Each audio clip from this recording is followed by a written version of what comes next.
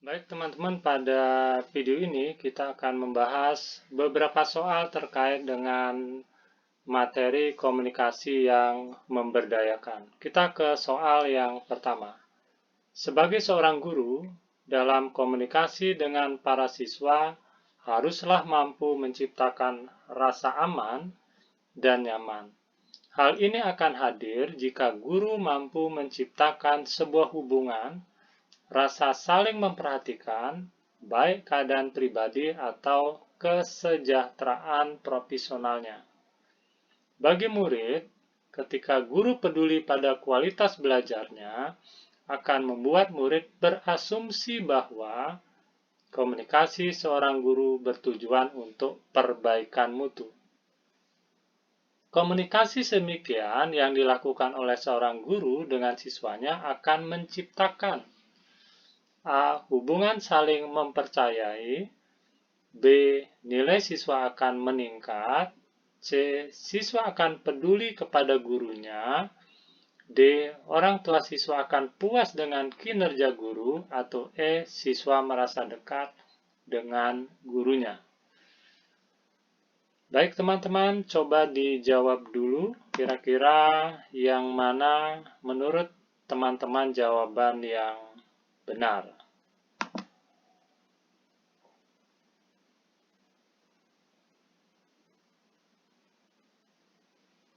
Yang mana teman-teman?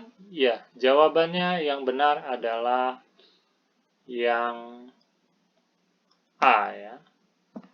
Di sini seorang guru dalam komunikasi dengan para siswa haruslah mampu menciptakan rasa aman dan nyaman. Jadi di sini guru dalam komunikasinya menciptakan rasa aman dan nyaman. Hal ini akan hadir jika guru mampu menciptakan sebuah rasa saling memperhatikan, baik keadaan pribadi atau kesejahteraan profesionalnya.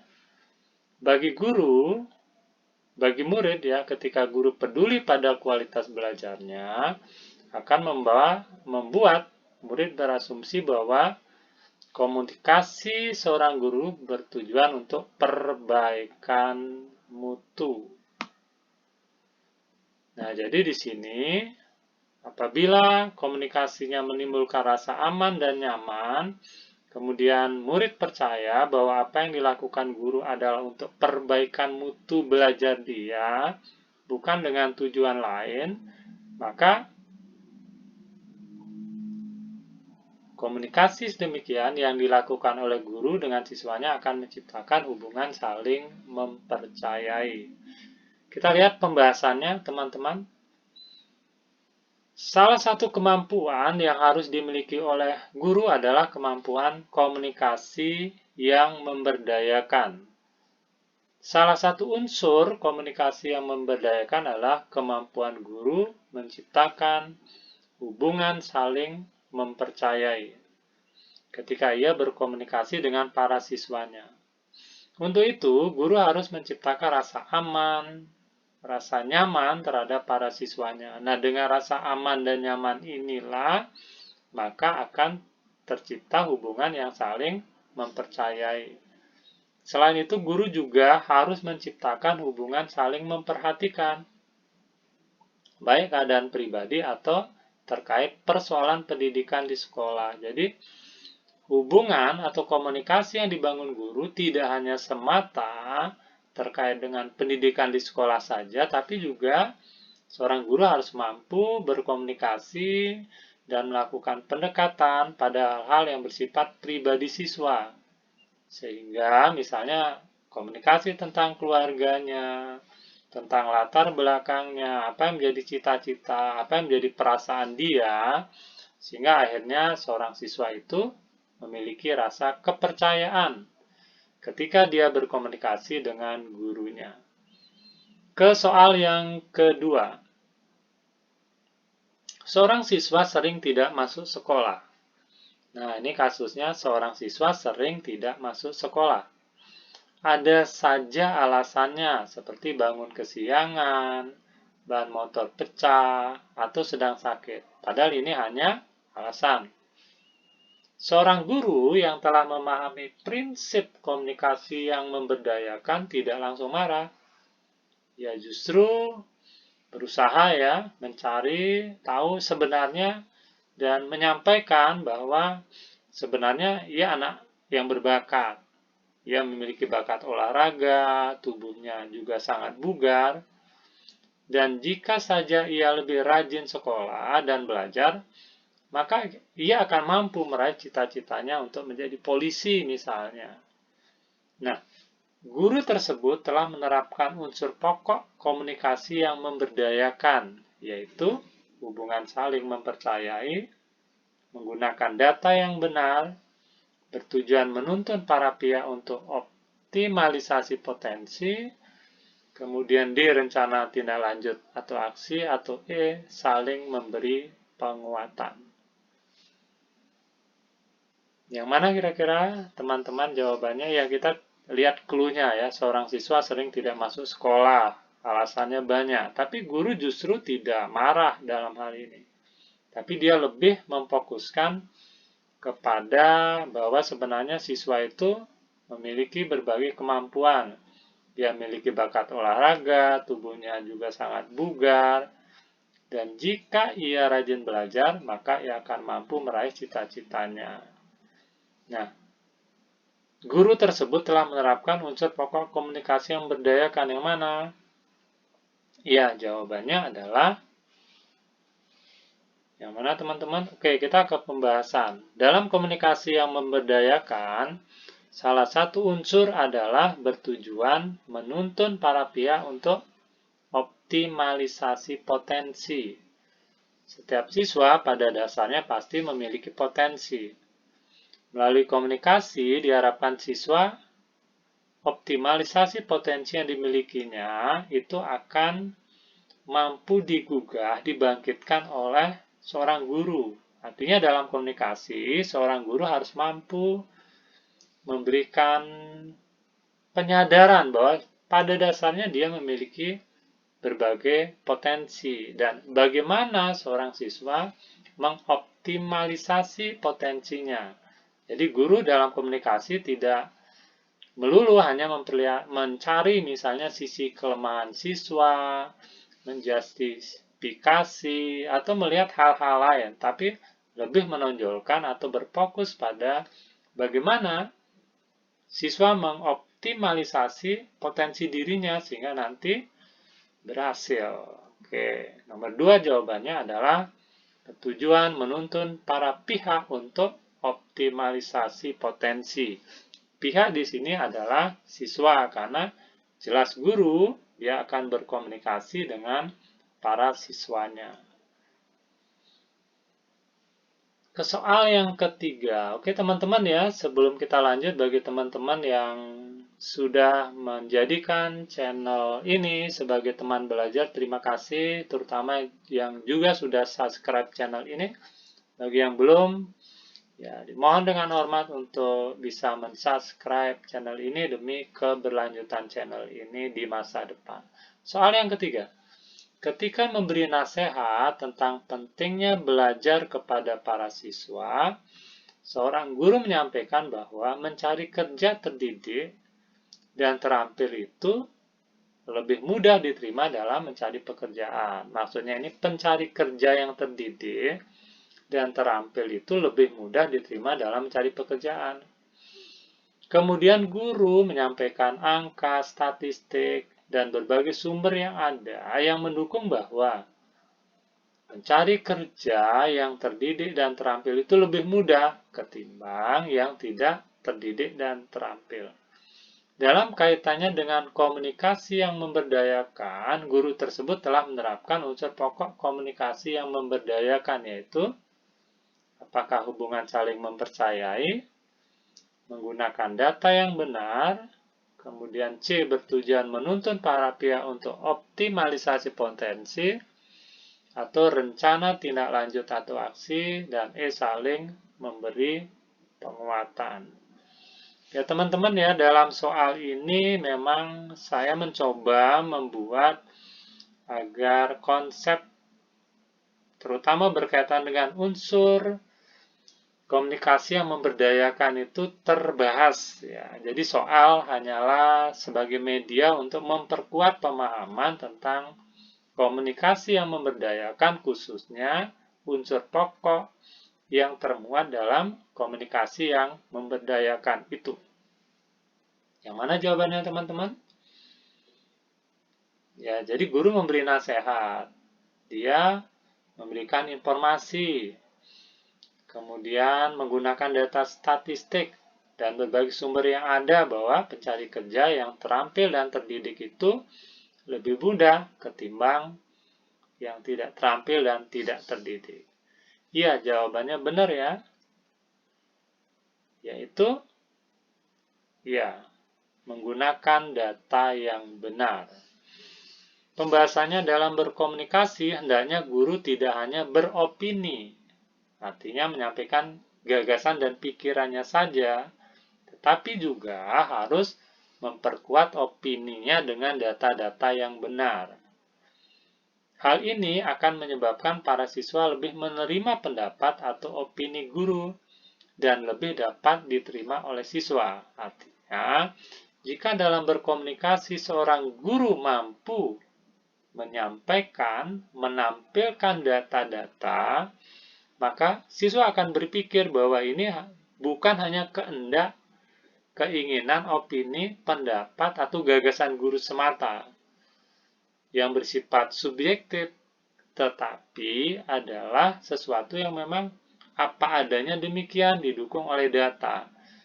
Jadi hal ini atau apa yang disampaikan guru itu pada dasarnya hal yang bersifat objektif. Sehingga tentu dalam hal ini siswa akan bisa menerima apa yang disampaikan oleh guru ketika ia melakukan komunikasi. Kita ke soal yang keempat. Seorang guru mendapati salah seorang siswanya nilai raportnya jelek. Terkait dengan itu, seorang guru mengajak mengevaluasi mengapa itu terjadi. Selain itu, ia juga mengajak siswanya untuk memperbaiki cara belajar yang telah dilakukan selama ini dan menambah waktu belajar. Misalnya, setiap pukul 19 sampai pukul 21 sebelum kemudian menonton TV atau tidur. Nah, guru tersebut telah menerapkan prinsip pokok komunikasi yang memberdayakan, yaitu, ya, jadi soalnya ini adalah seorang guru mendapati salah seorang siswanya nilai raportnya jelek.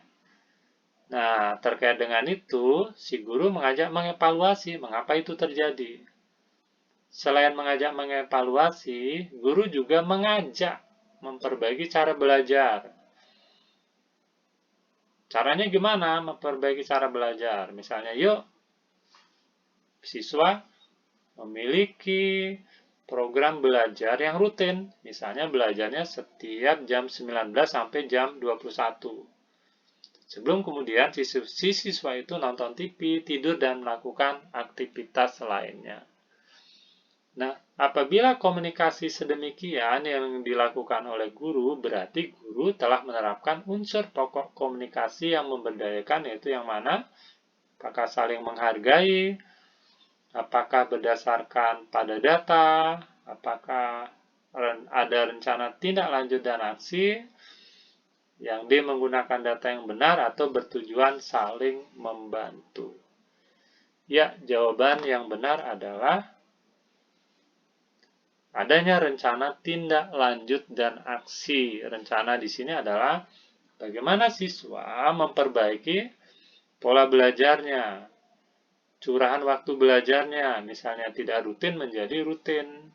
Misalnya, bersama guru membuat program belajar, yaitu setiap jam 7 malam sampai jam 9 malam mereka belajar, atau siswa ini belajar, sebelum kemudian nonton TV. Dan sebelumnya juga guru sudah mengajak mengevaluasi kenapa. Dari evaluasi kemudian apa yang bisa dilakukan.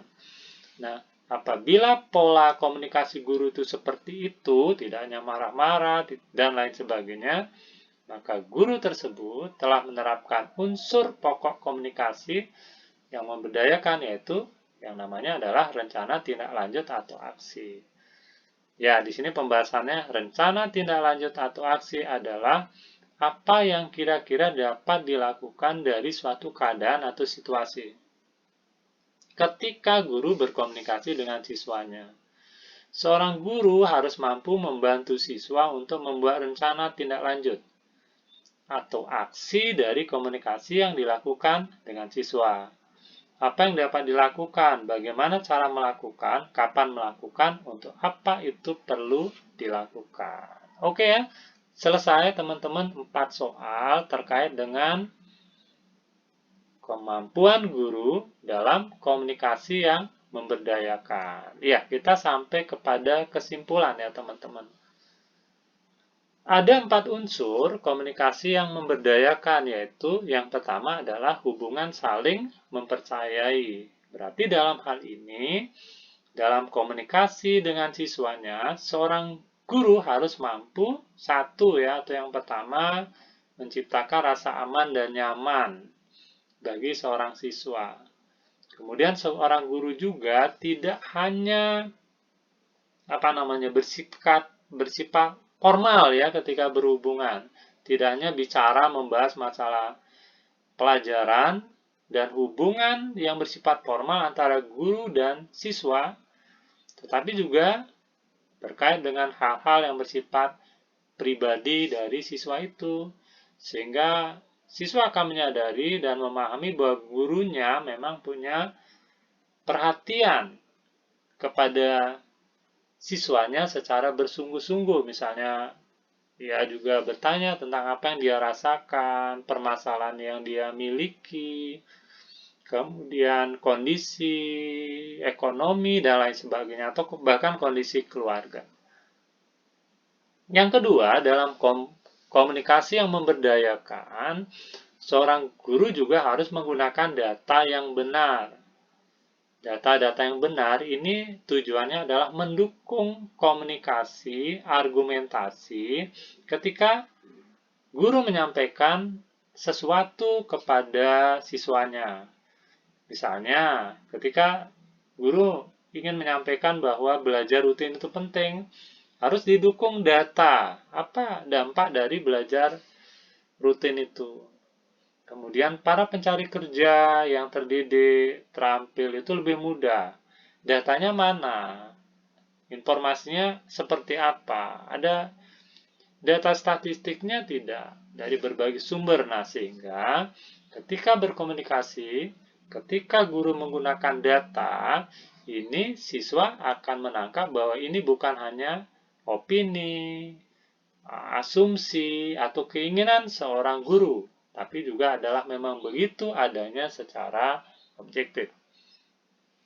Yang ketiga, teman-teman, dalam komunikasi yang memberdayakan itu haruslah bertujuan menuntun para pihak untuk optimalisasi potensi.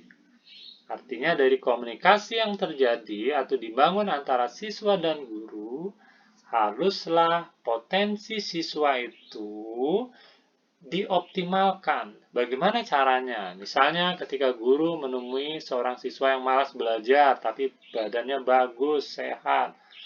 Ya, mestinya guru harus memfokuskan diri, memberikan penyadaran bahwa badan kamu bagus, badan kamu sehat. Nah, bagaimana tubuhmu yang sehat itu dipergunakan untuk mencapai tujuan dan cita-citamu. Misalnya kalau kamu sedikit lebih rajin belajar, rajin berlatih mengolah fisik, kamu akan bisa misalnya menjadi seorang polisi, seorang tentara, dan lain sebagainya. Atau seorang siswa yang malas belajar tapi dia pandai bernyanyi, pandai menari, punya bakat melukis. Oh, berarti bagaimana kemampuan potensi diri dalam bidang itu dikembangkan. Dan yang terakhir teman-teman, dalam komunikasi yang memberdayakan, seorang guru dalam hal ini harus juga mampu membantu siswa dalam membuat rencana tindak lanjut atau aksi apa yang bisa dilakukan oleh seorang siswa. Misalnya, seorang siswa menghadapi hambatan belajar, nilainya jelek.